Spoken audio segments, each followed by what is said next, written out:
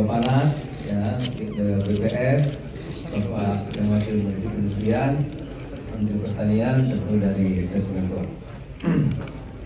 Kita baru saja rapat memutuskan tentang neraca komoditas untuk tahun 2025. Saudara, tentu saya terima kasih ramai yang datang ini. Pertama, berita gembira ya kita sampaikan di sini bahwa tahun 2025 kita tidak akan impor jagung untuk konsumsi. Nol, ya, nol, nggak ada impor lagi. Yang kedua, kita pakan ternak untuk pakan, maksudnya. Dua, kita tidak akan impor lagi garam untuk konsumsi. Nggak ada tahun depan.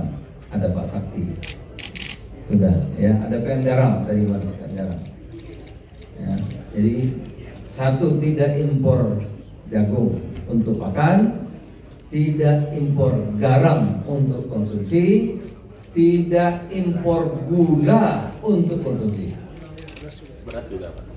Keren kan? Tidak impor beras untuk konsumsi.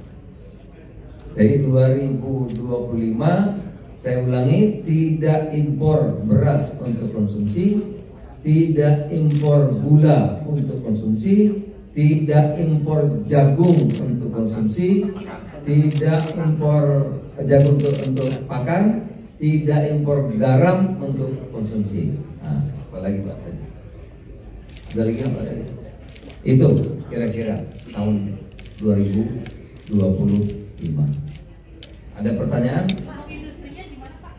Nah, kalau untuk industri tahun 2024 permintaannya permintaan untuk impor jagung untuk industri 1,6 hampir 1,7 juta, ya. Tapi tadi ya kita harus paksa ya, untuk meningkatkan kualitas jagung dari lokal kita sehingga bisa diserap oleh industri. Oleh karena itu tadi kita putuskan hanya kita setujui berapa tadi? 900.000 ton. Jadi dari 1,7 permintaan untuk industri jagung ya kita setujui hanya 900. Yang kelebihan-selebihnya kita harus mampu meningkatkan pertanian kita sehingga memenuhi persyaratan untuk industri. Nah, itu ya. Kalau gula Pak?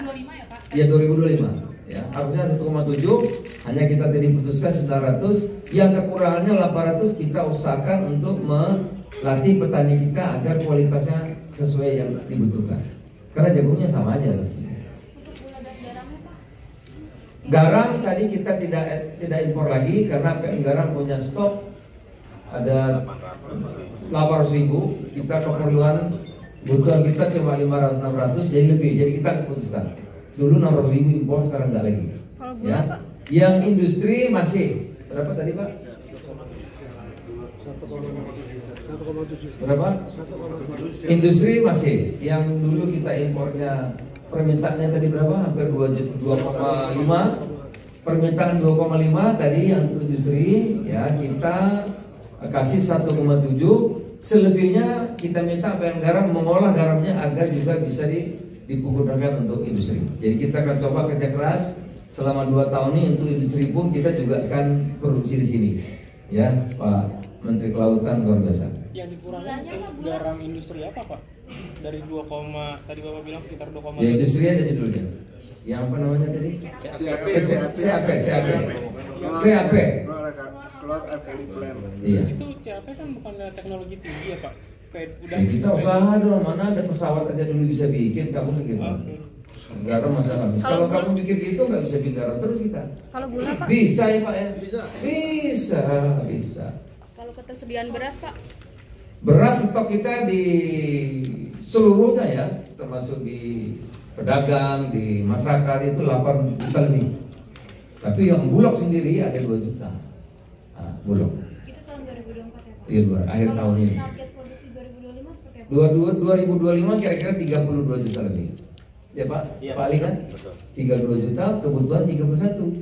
Nah, jadi kalau tidak ada alangan yang kejadian yang luar biasa atau bencana alam, insya Allah nanti kita tidak akan impor lagi ya beras untuk konsumsi. Pak, Ya. kalau target produksi untuk komoditas lainnya kayak gula, garam, jagungnya berapa Pak tahun 2025?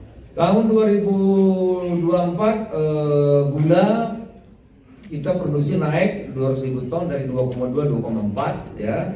Tahun depan diperkirakan 2,6 ya, 2,6. Terus kita akan tingkatkan terus mulai dari pengembangan bibit yang baru, kemudian juga manajemen perkebunan gula yang baru ya, juga kerjasama dengan para pelaku usaha UKM. Itu. Bisa ya, Presiden perintah tahun 2029 swasembada pangan ya, ini 2029 maju 2028 maju 2027 ya kan ya. Sebelum 2027 kita lihat kompak semua nih, Menteri Pertanian ya, semua Menteri Kelautan, semua Menteri Perindustrian, nggak ada kompak ini, Bapak Nas. Bisa kita insya Allah 2027 perintah Presiden swasembada pangan kita amankan, tim semua sini siap. Perpresnya apa saja? Untuk Hah? Perpres yang atur soal pupuk dan lain-lain.